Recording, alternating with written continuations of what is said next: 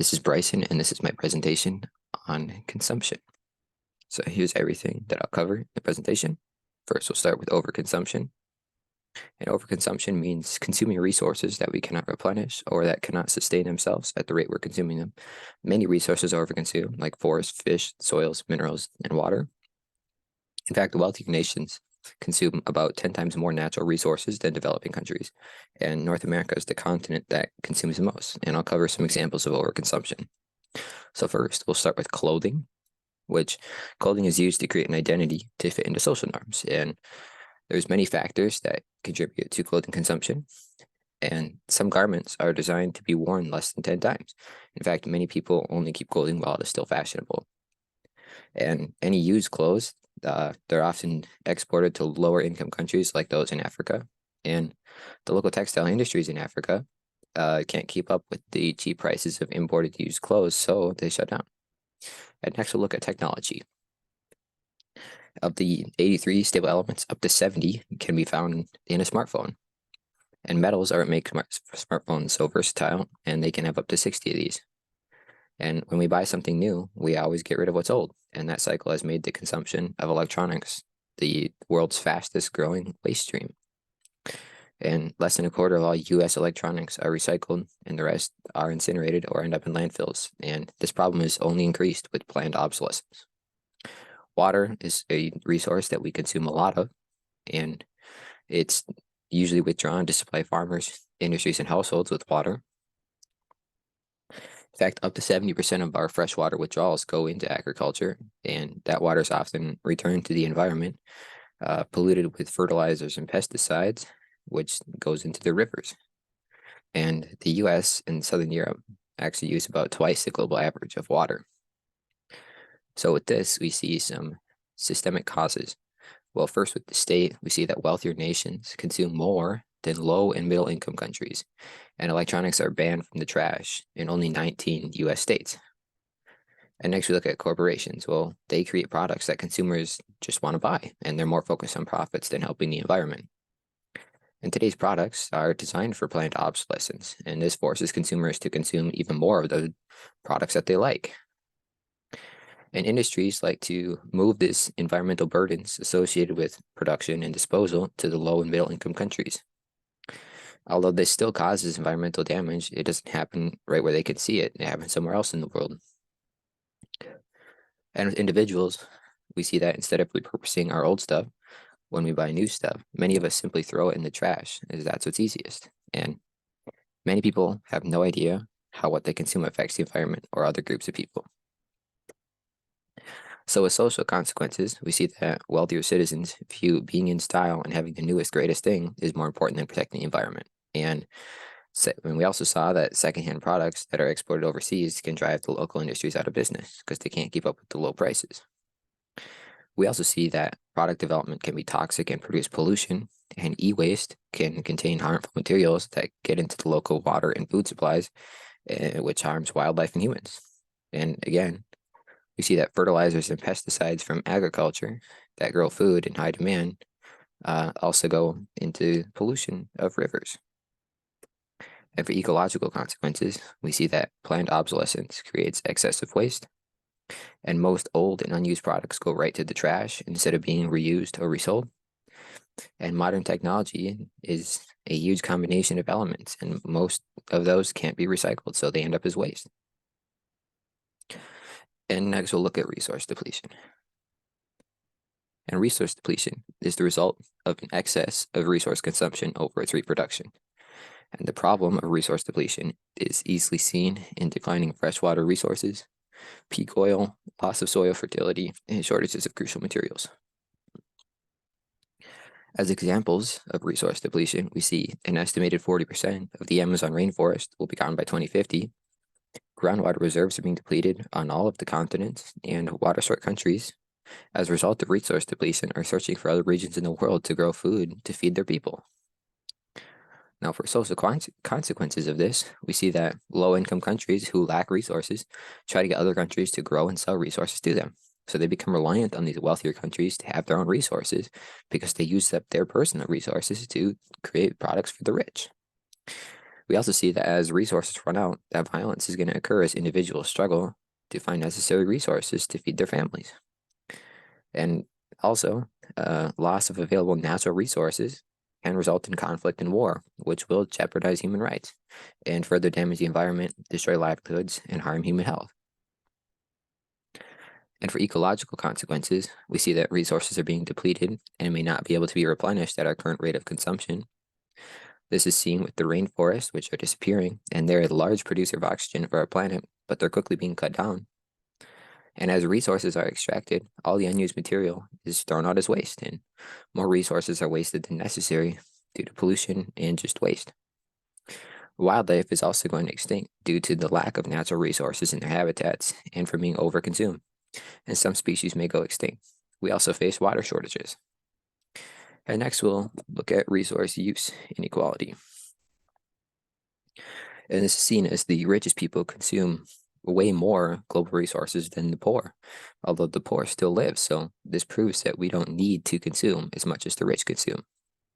And the rich benefit from the resource extraction because they displace the impact of resource removal to the poor. You can see this as Americans consume products from all over the world. We love to import our products and always get what we want. But if we were to do this using only our domestic land resources, our current ways of producing and consuming food would not be possible. And another thing is the wealthier you are, the more you're going to consume and pollute. So the wealthy will always be able to afford resources from anywhere in the world. And looking at the social consequences of this, we see that the rich don't want to seem anti-environmental, so they pay lower income countries to use their own resources to create products for them. And this makes it so the rich will still have resources and the poor won't. And once resources start to run out, the poor won't have enough money to import the resources they need. And the lifestyle people who live in rich countries are heavily dependent on resources extracted from poor countries. Now, we also see that the poor in these production jobs, or the poor work in these production jobs as they need money to support their families. These jobs are often very dangerous and underpaid, and the impact of resource extraction is pushed upon the poor. As ecological consequences of this, we see that wealthier countries can consume more natural resources than they have available and outsource polluting and resource-intensive production processes to poorer countries.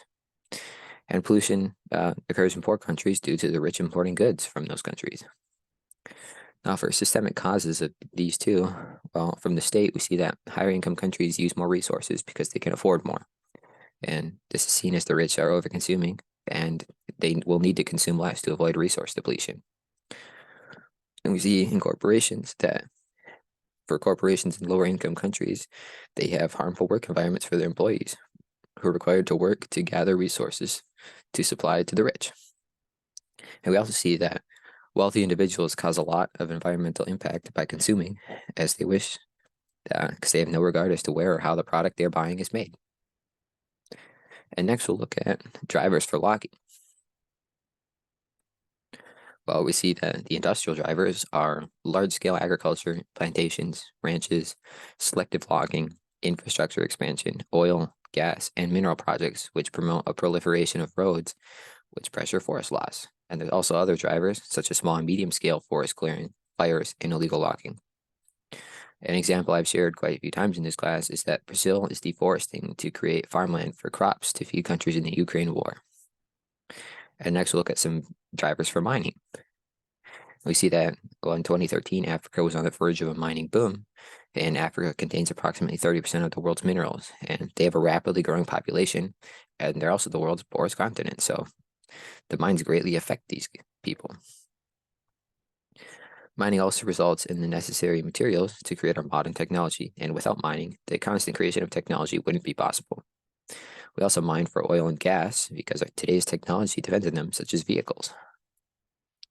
So for systemic causes of these, well, we see with the state that governments such as Brazil see the alternative purposes of land as more beneficial than simply providing oxygen to the planet. So the governments have also failed to step in to stop large-scale mining, which produces a lot of waste from the mined material, which results in pollution. And for corporations, we see that mining is very beneficial for the creation of today's technologies, as many of the resources needed to create them are found by mining.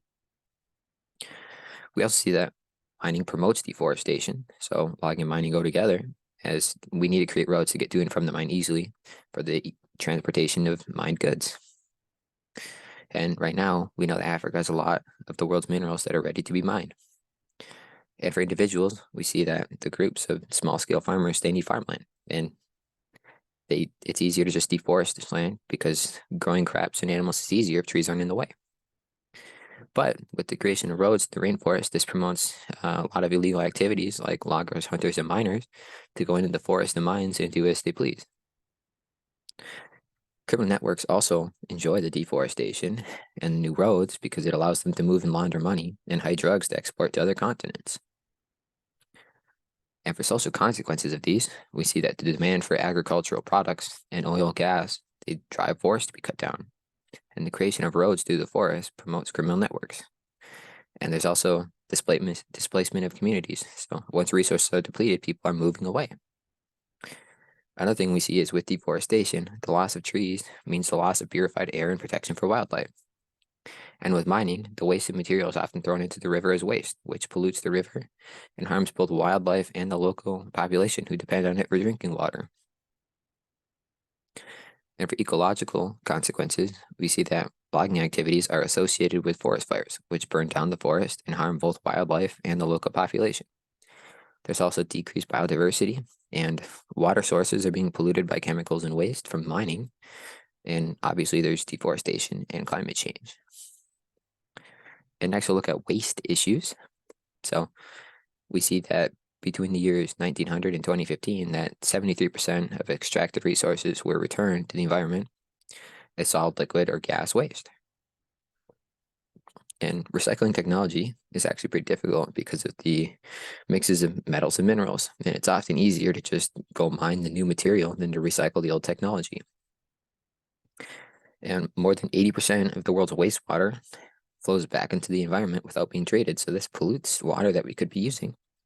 And countries like Bangladesh and China have red, purple, and blue streams due to wastewater from the apparel industry. So our clothes are also wrecking our water supplies. And 85% of the clothing that Americans consume is sent to landfills as solid waste. And any clothing that doesn't go to landfills ends up in secondhand trade. And if it's not sold there, it becomes pollution. So all the things that we're over consuming eventually are just turning into waste, which is becoming a huge problem. So for systemic causes, we see that the states, well, they just want better products for their country. And older products, they allow to be wasted to allow consumption of newer products. And for corporations, we see that they're more focused on gaining profit than on protecting the environment. So product development and consumption creates a lot of waste. An individual's constant desire for wanting new things and getting rid of old and unused products creates waste. And social consequences of waste include land, which will now have a lower value when it's located next to waste dumps. Resources are wasted when they could still be used. There's a cost of cleaning up waste, and waste pollutes water. And water pollution kills plants, animals, and people. And waste can create air pollution, which will cause illness and disease, which will harm lots of people. And for ecological consequences, we see that almost 3/4 of extracted resources are returned to the environment as waste. Not all extracted resources are beneficially consumed either, and we're using natural resources quicker than necessary, which will result in resource depletion. There's also air and water pollution and land degradation. So next, we'll look at all of the major sociological perspectives from our textbook and see how they would talk about the issue of consumption.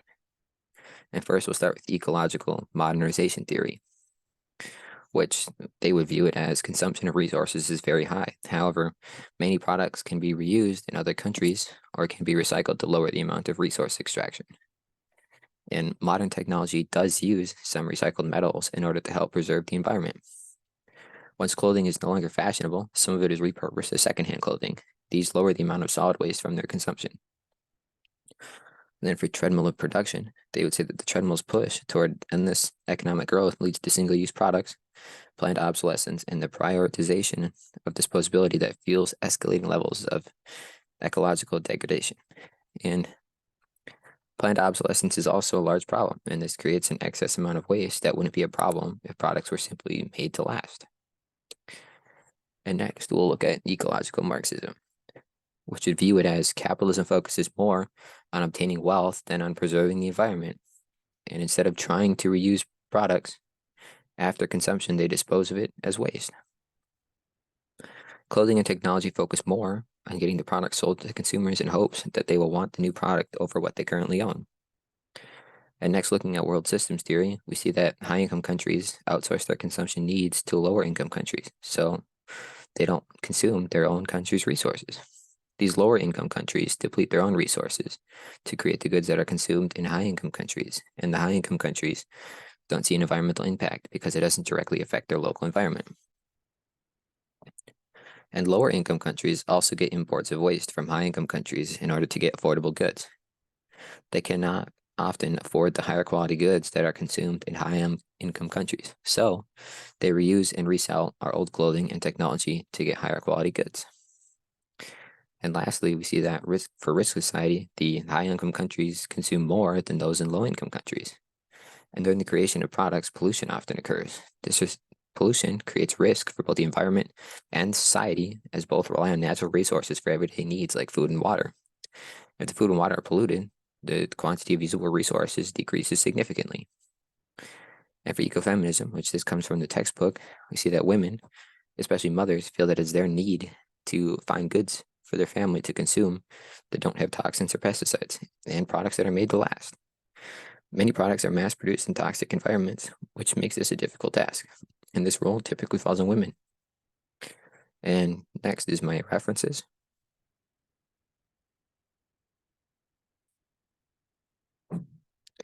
Thanks for watching.